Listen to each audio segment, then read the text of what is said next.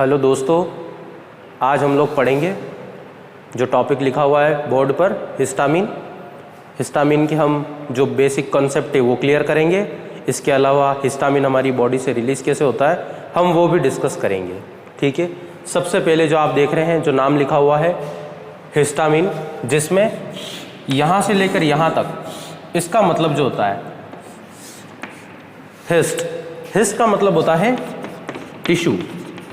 ठीक है दोस्तों, हिस्ट का मतलब होता है टिश्यू, और ये है एमाइन जो हम सब जानते हैं कि जो एक केमिकल ग्रुप होता है।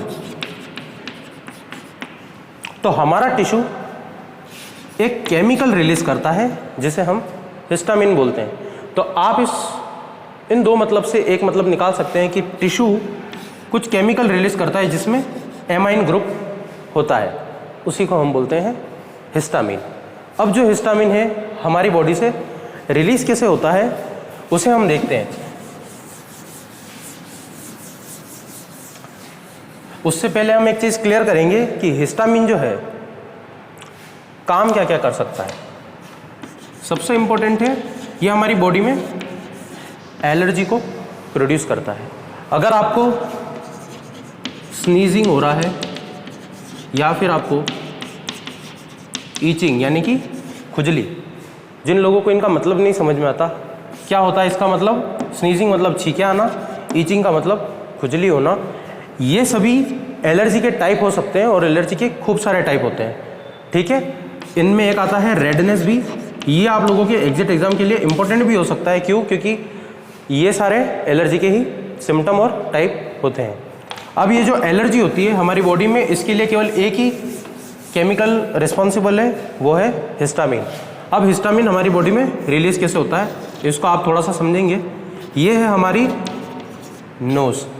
ठीक है, बाहर से जो कोई सा भी मॉलिक्यूल आता है एनवायरनमेंट में, मान लीजिए आप बारिश के मौसम में है, गर्मी के मौसम में है, जिस व्यक्ति को एलर्जी बारिश के मौसम में हो सकती है या फिर गर्मी के मौसम में हो सकती है या सर्दी के मौसम में, तो वो मौसम के प्रतिकूल जो पर्यावरण होता है उस पर्यावरण में कभी कभी कुछ परागकण, जिन्हें हम पॉलन्स भी बोलते हैं, वो पॉलन्स जो होते हैं वो हमारे एयर में मिल जाते हैं, जिन्हें हम बोलते हैं एंटीजन्स। एंटीजन जो बॉडी में बाहर से आते हैं और बॉडी इन एंटीजन को किल करने का काम करती है, जिन्हें एंटीबॉडी बोलते हैं।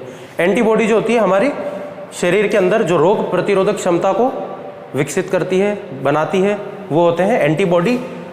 तो ये जो एंटीजन है, मान लीजिए पोलन ग्रेन है, ये हमारी नोज से हमारे ब्लड के अंदर एंटर होते हैं। अब आप समझेंगे एंटीजन हमारे ब्लड में एंटर कैसे होते हैं। जब कभी हमारी नाक भी बंद हो जाती है तो हम इन्हेलर्स लेते हैं, तो वो इन्हेलर्स वगैरह जो काम करते हैं वो काम कैसे करते हैं, जब हम उन्हें इन्हेल करते हैं तो हमारी जो नाक होती है इसके ऊपर जो म्यूकस मेम्ब्रेन होती है वो डायरेक्टली इन छोटी छोटी ब्लड वेसल से अटैच होती है।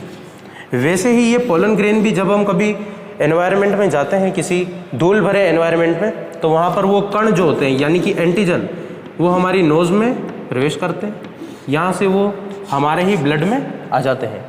अब हमारा जो ब्लड वेसल है, ये मान लीजिए ब्लड वेसल, इस ब्लड वेसल के पास में सेल होती है। ठीक है, इसे आप सेल मान लीजिए। इसके अंदर छोटे छोटे से मास्ट सेल्स होती है। ठीक है, मास्ट सेल, ये एग्जिट एग्जाम के लिए इंपॉर्टेंट हो सकता है। मास्ट सेल के अंदर हिस्टामिन भरा होता है। ठीक है, ये आप लोगों को याद रखना है, मास्ट सेल के अंदर हिस्टामिन होता है। अब इस सेल के ऊपर यहाँ पर जो मैंने आपको बताया वीडियो में एंटीबॉडीज प्रेजेंट होती है। अब यहाँ पर एक पर्टिकुलर टाइप की एंटीबॉडी होती है जिसको हम बोलते हैं IgE एंटीबॉडी, जो किसके लिए रिस्पॉन्सिबल है, एलर्जी के लिए। ठीक है, ये केवल और केवल एलर्जी से रिलेटेड है। तो ये आपका एक एग्जिट एग्जाम के हिसाब से क्वेश्चन बनता है कि जो IgE एंटीबॉडी है वो एलर्जी के लिए और हिस्टामिन रिलीज के लिए रिस्पॉन्सिबल है। अब क्या होता है, ये जो नोज से जो एंटीजन हमारी बॉडी में आया म्यूकस से होते हुए, ये हमारे ब्लड वेसल के अंदर आया, ये आकर यहाँ पर, ये एंटीजन यहाँ पर इस एंटीबॉडी से रिएक्ट करता है, तो ये फिर इसके अंदर आ जाता है। अब ये एंटीजन हमारी बॉडी में आ गया है। इस रिएक्शन की वजह से यहाँ पर एक रिएक्शन होती है जिसको बोलते हैं TYPRK, टायरोसिन प्रोटीन काइनेस। इसका फुल फॉर्म होगा टायरोसिन प्रोटीन काइनेस। यहाँ पर कुछ भी नहीं होगा, केवल और केवल कैल्शियम की जो होगी मात्रा बढ़ती है। इस सेल के अंदर कैल्शियम की मात्रा बढ़ती है। अब आप लोगों का एक कॉन्सेप्ट और क्लियर हो, जहाँ पर कैल्शियम की मात्रा बढ़ेगी वहाँ पर दो काम होंगे, एक तो होगा कॉन्ट्रैक्शन और दूसरा होगा सिक्रेशन। ठीक है, ये आपको याद रखना है, कैल्शियम के दो काम होते हैं।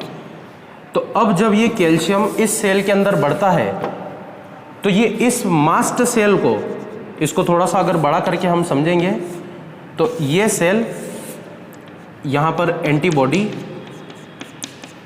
यहाँ पर मास्ट सेल जो है, यहाँ पर जैसे ही कैल्शियम बढ़ेगा तो इसकी जो सरफेस होगी इसको ये रप्चर कर देगा, मतलब कि तोड़ देगा। ठीक है, यहाँ पर ये इसको तोड़ देगा तो इस सेल के अंदर हिस्टामिन रिलीज हो जाएंगे और फिर वही कैल्शियम इस सेल को भी यहाँ पर रप्चर कर देगा, जिस वजह से ये जो हिस्टामिन है यहाँ से हमारे ब्लड में आ जाएगा। और ब्लड में हिस्टामिन के मिलने से जो प्रोड्यूस होगा वो होगी एलर्जी। तो ये जो है पूरा इसका कॉन्सेप्ट है कि कैसे हिस्टामिन जो है हमारी बॉडी में रिलीज होता है बाय एंटीजन एंटीबॉडी रिएक्शन। बाहर से जो एंटीजन आया हमारी बॉडी के अंदर IgE एंटीबॉडी से वो रिएक्ट हुआ और हमारी बॉडी में हिस्टामिन रिलीज हुआ, और हिस्टामिन के रिलीज होने से जो कंडीशन होती है उसे बोलते हैं एलर्जी।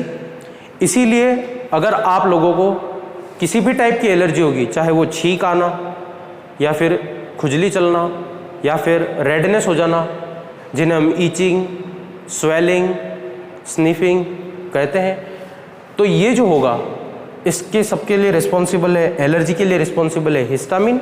इसीलिए इस कंडीशन में आपको जो मेडिकेशन दिया जाता है उसे बोलते हैं एंटी हिस्टामिनिक ड्रग्स।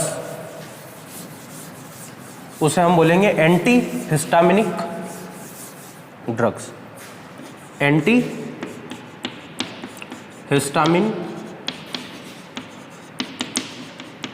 ड्रग्स। ठीक है, इसका कुछ आप मान लीजिए एग्जांपल जो सबसे कॉमन है आप लोग जानते हैं वो है सिट्रिजिन या लिवोसिट्रिजिन। लिवोसिट्रिजिन जो आप लोग कॉमन कोल्ड कफ के अंदर आप लेते हैं। क्यों? क्योंकि आपको पता है कि वो आपकी बॉडी में एलर्जी की टाइप की रिएक्शंस को प्रोड्यूस कर रहा है, तो आप लोग एंटी हिस्टामिनिक ड्रग लेते हैं, सिट्रिजिन, लिवोसिट्रिजिन, जो कि इसी की क्लास से रिलेटेड होती है। ये जो दवाई है ये क्या करेगी, जरा इसका हम मैकेनिज्म समझ लेते हैं कि एंटी हिस्टामिनिक कैसे काम करता है।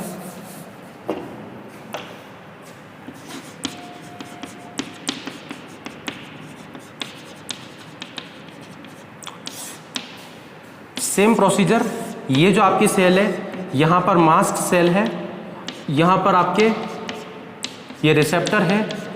जो हमने पहले पढ़ा था, ये एंटीजन आया, इस एंटीबॉडी पर रिएक्ट करा, यहाँ पर इसने मास्ट सेल से हिस्टामिन को रिलीज करवाया।